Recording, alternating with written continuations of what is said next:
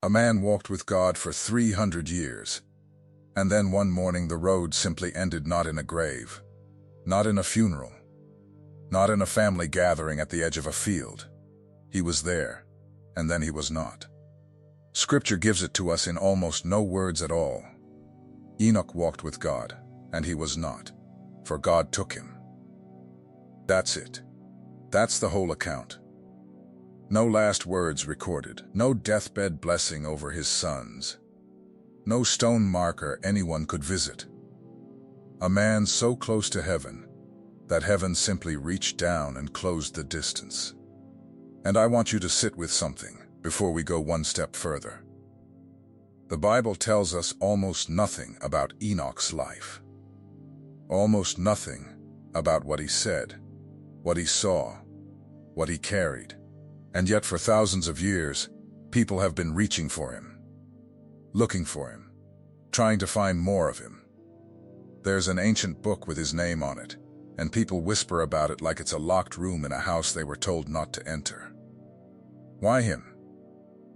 Out of everyone in those early chapters, why is Enoch the one people keep circling back to? I think I know. And I think it has less to do with what's in that ancient book than with what's in you.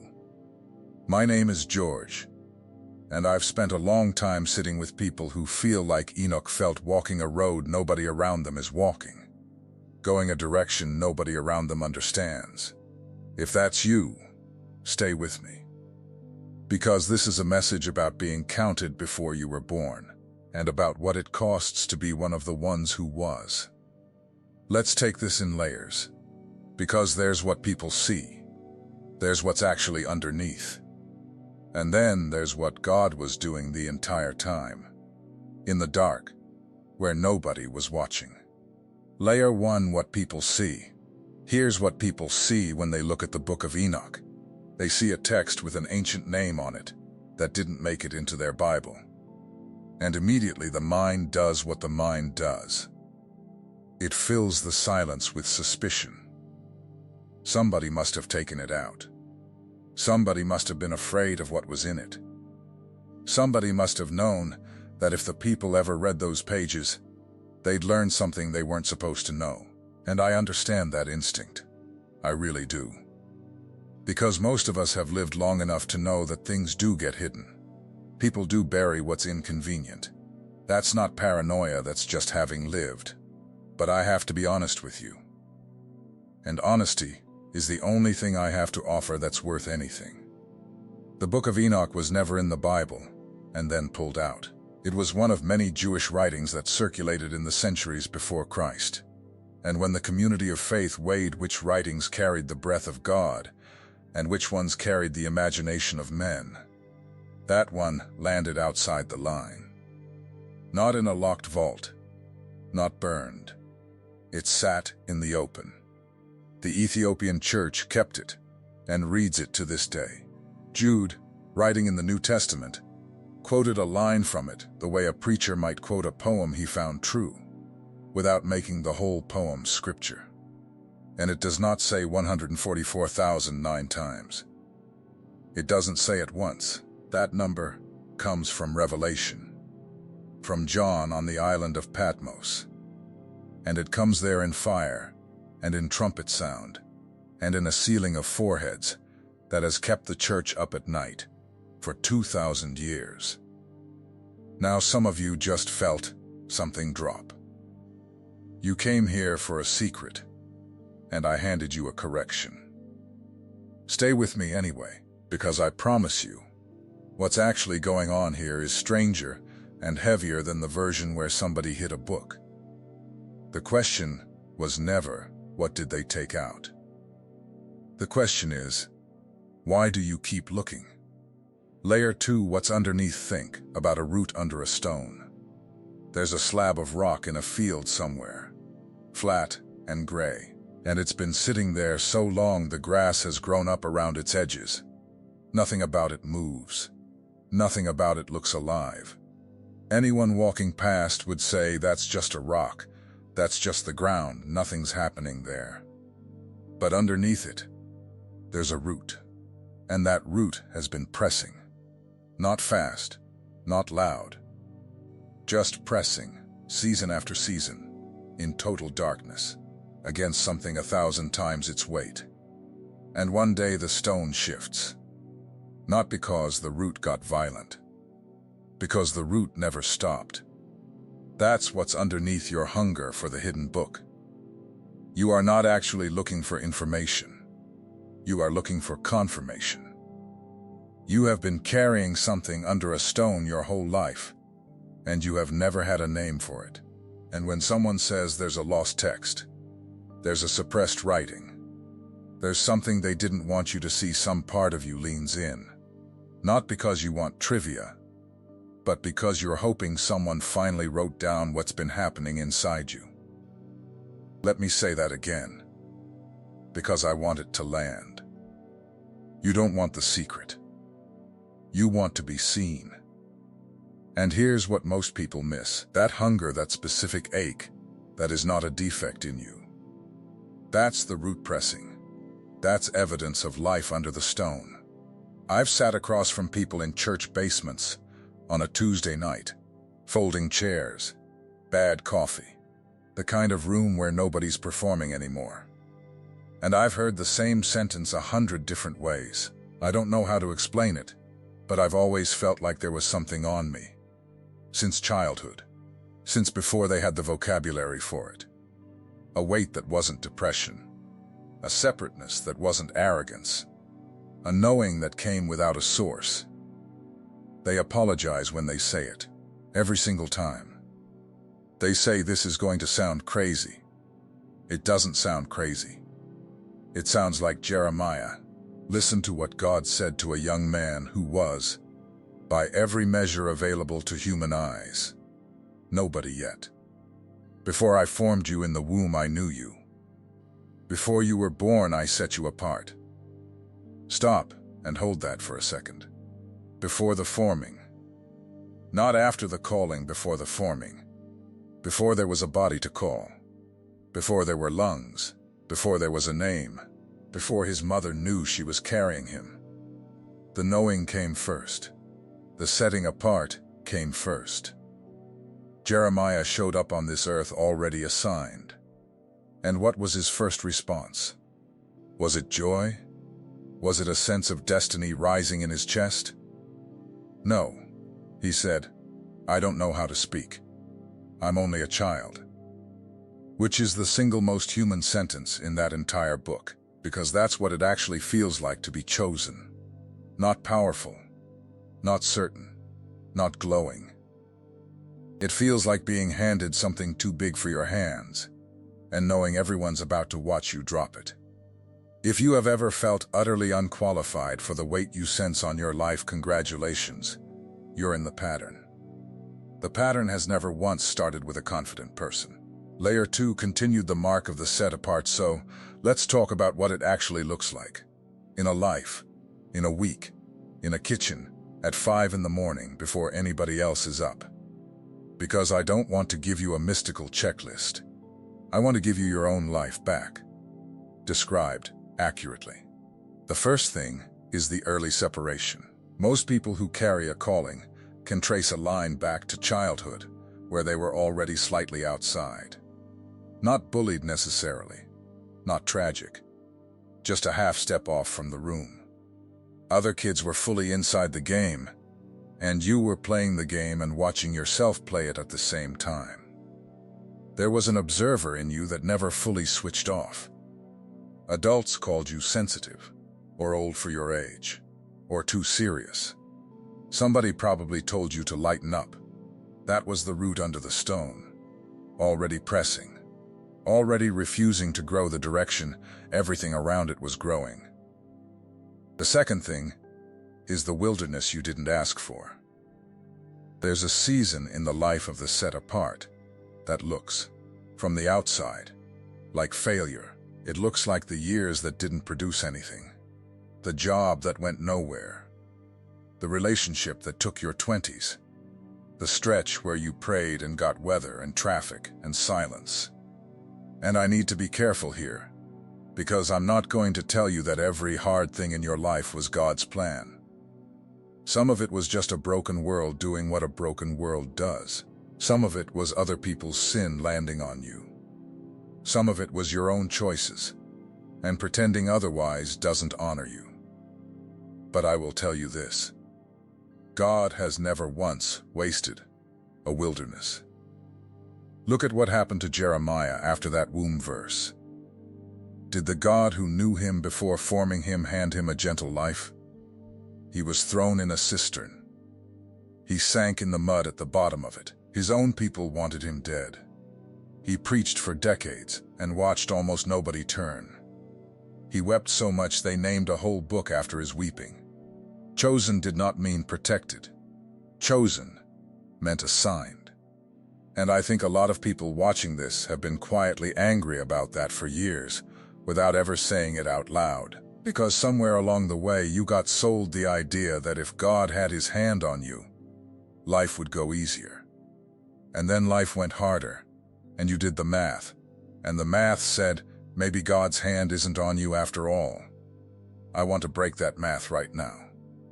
The stone on top of the root is not proof the root is dead. The stone is the reason the root goes deeper.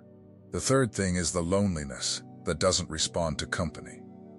This one's hard to explain to people who haven't felt it. You can be in a full room, good people, people you love, and there's a floor beneath the conversation that nobody's standing on with you. You've tried to describe it. You've tried a couple of times with a couple of people, and you watch their face do that thing where they're being kind but they're not there, and you stop trying. That's not a mental health problem. That's an altitude problem. Enoch walked with God for 300 years. 300. And there's not a single mention of a companion on that walk. Not one friend recorded as walking with him. He had a family. He had a son. But the walk was his alone. Some of you have been walking that alone walk and thinking it means you failed at community. It doesn't. It means you went up a road most people never take the first step on. The fourth thing is that you break at things nobody else breaks at. A song on the radio in the car, a stranger's face in the checkout line at 11 at night, and you don't know why, but you know something's wrong in that person's house and you can't shake it for 2 days. A verse you've read 400 times that suddenly opens up like a door.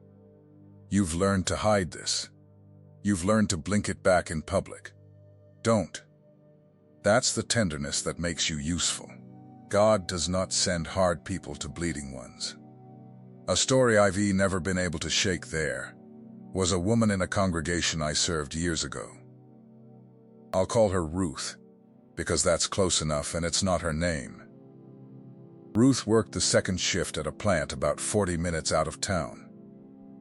Got off at 11. Drove home in the dark, and for about 6 years, she did something she never told anybody about, until she told me.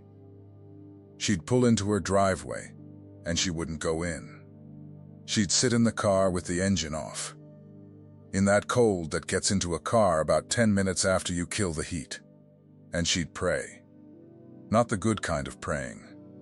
Not the kind you'd want anybody to overhear. She prayed angry. She prayed the same 3 questions over and over for 6 years, and never got an answer to a single one of them. Her marriage had ended badly. Her son wasn't speaking to her. She was working a job that hurt her hands and paid her almost nothing, at an age where she'd assumed she'd be past all of that. And she told me, sitting in a Sunday school room with the chairs still in a circle from the morning, she said, "George, I stopped believing he was listening around year 2.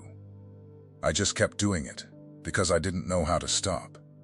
6 years of a woman in a cold car, in a driveway, talking to what felt like nothing. And I want you to hear what happened next, because it isn't what you're expecting. There was no breakthrough. Nothing turned around. Her son didn't call. Nobody handed her a different life. What happened was that a younger woman in that church went through something almost identical, a marriage coming apart, a kid who wouldn't look at her, a job that was eating her, And out of an entire congregation of decent, praying, well-meaning people, she went to Ruth. She didn't go to me. She went to Ruth. And Ruth knew exactly what to say. Not because she'd studied it, because she'd sat in the car. 6 years in a driveway made a woman who could not be lied to about suffering. You cannot manufacture that. You cannot take a course in it. There is no shortcut to being the person who knows, and everyone who has ever become that person paid for it in a season that felt, at the time, completely wasted. That's the stone. And that's the root. The threshold. Now I want to bring you to the number, because it's why you're here and I'm not going to dodge it.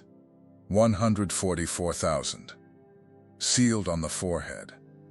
Standing on Mount Zion with the Lamb. Following him wherever he goes. And there's a song that gets sung around the throne, and John writes that no one could learn that song except the ones who were sealed. Chew on that. There was a song that could only be learned by the ones who had been through what they'd been through. Not a song you could study. Not a song you could be taught by someone who hadn't lived it. A song that only rose out of people who had come through a particular fire. And here's where I have to put my cards on the table. Because pastors have argued about this number for 2,000 years, and I'm not going to pretend I've settled it in a YouTube video. Some read it as literal Israel, 12,000 from 12 tribes. Some read it as a symbol 12 times 1,000. A picture of completeness, the whole people of God. Not one missing. Faithful believers land on both sides.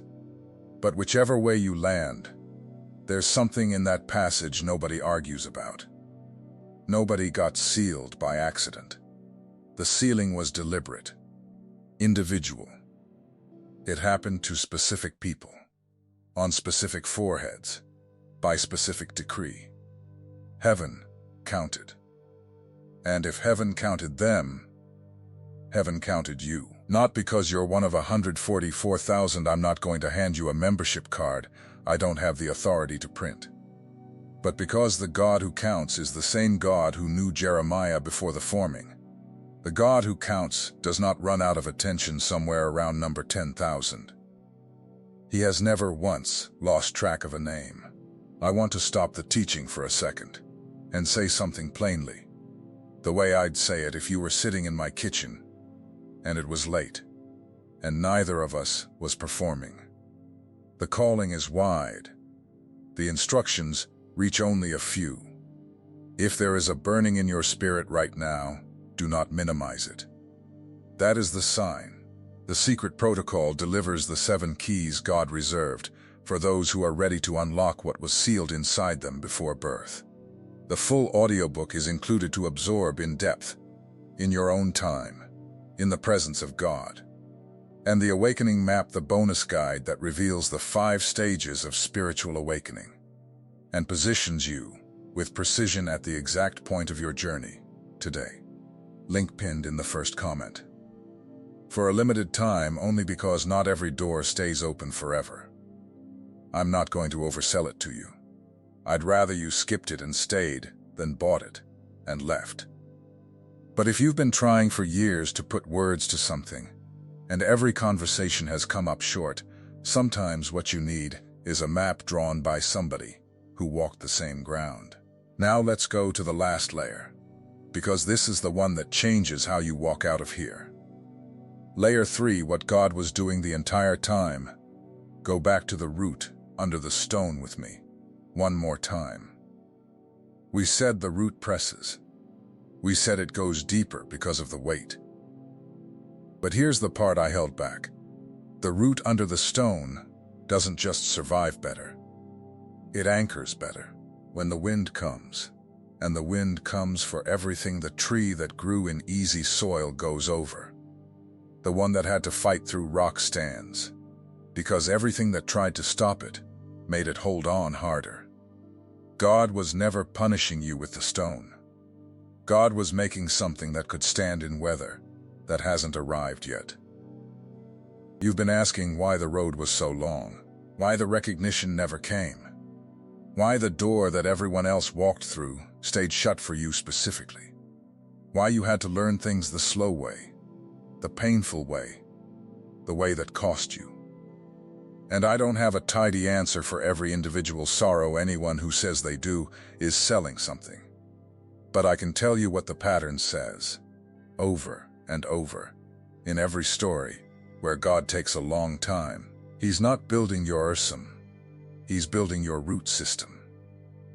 Jeremiah wasn't tortured by God. Jeremiah was trusted with a message so heavy that God had to spend a lifetime making a man who wouldn't set it down when it got expensive. And when the nation collapsed exactly like he said it would, when everything he'd been mocked for turned out true, there was a man standing there who had already been made unbreakable by 40 years of being ignored. The ignoring was the making. Why Enoch then? So come back to the question we opened with. Why does everybody keep reaching for Enoch? I'll tell you what I think, and you can weigh it. I think we reach for Enoch because Enoch is the one man in that early record who got the thing we're all secretly after. He didn't get a bigger house. He didn't get a title. He didn't get vindication in front of the people who doubted him. He got nearness. So much nearness that the boundary between here and there stopped meaning anything. 300 years of walking, not 300 years of arriving. Walking, which means there were 300 years of ordinary mornings, of getting up and going out and doing it again, of choosing the same direction while the whole world went another way.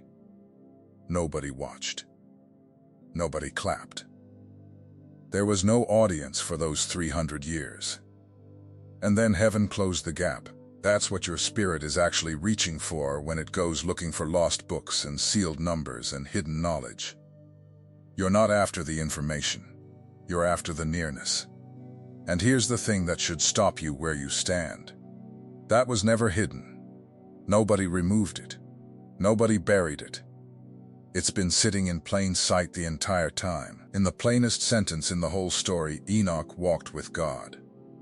Walked, present tense, repeated, daily, unglamorous, the most available thing in the universe, and we keep looking for it in vaults.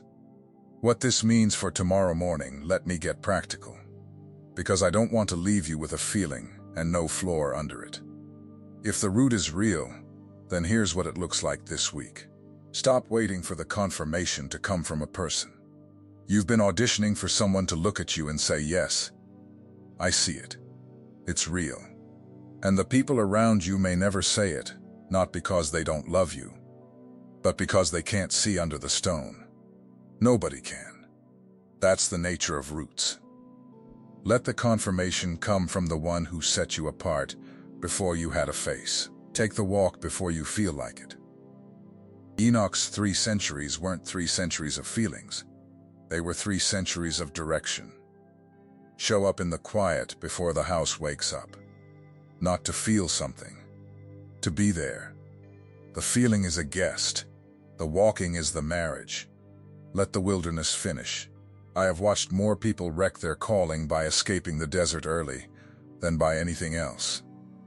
The pressure isn't the enemy of the root. Ask any tree. Stop apologizing for the tenderness, the breaking at things, the noticing, the weight you pick up in a room that's the instrument. Sanding it down to look normal doesn't make you healthier. It makes you useless for what you were made for, and carry it without needing it to be spectacular. Some of you have been waiting for the calling to announce itself with something dramatic. Most of them never do. Most of the people God has genuinely marked are folding laundry, driving to a shift, sitting with a dying parent, being faithful in a room nobody's filming. That's not the small version of the calling. That's the calling. The thing nobody took from you. I want to close the loop on where we started. You came here because a title suggested somebody hid something from you. And I understand why that's magnetic. If something's hidden, then the reason your life hasn't opened up is that you were denied a key. That's almost comforting. It means it wasn't your fault. It means there's a document somewhere that would explain you. But there's no document. There never was. What was hidden was never a book. What was hidden was you buried under a stone, in the dark, for years longer than you thought you could survive, pressing against a weight that never seemed to move, in a season nobody witnessed and nobody applauded. And the whole time, the reaching that you thought was your restlessness was actually your root, growing, deepening, anchoring into something that isn't going to give when the weather turns. They didn't take a book from you. They couldn't have taken the thing that matters, because the thing that matters was never on a shelf. It was pressed into you before you were formed, by a God who counts, who seals, who knows the names of people who haven't been born yet, and who has never once mistaken a long silence for an absence of love. The stone is still there this morning. I know. It's going to be there tomorrow too. But the root is not stopping. Before you go, I want to hear from you, and I want something specific, not a general amen. Tell me about the season you thought was wasted. The stretch of years where nothing grew, where you prayed and got nothing back, where you were sure you'd been forgotten. How long was it? And what came out of you afterward that couldn't have come out of you before? Put it in the comments. Some of you have been carrying a story like that for a decade and have never once said it out loud. And there is somebody scrolling past who needs to read exactly your version of it. Because the ground doesn't announce it when something's about to break through. It just looks like dirt. Right up until the stone moves.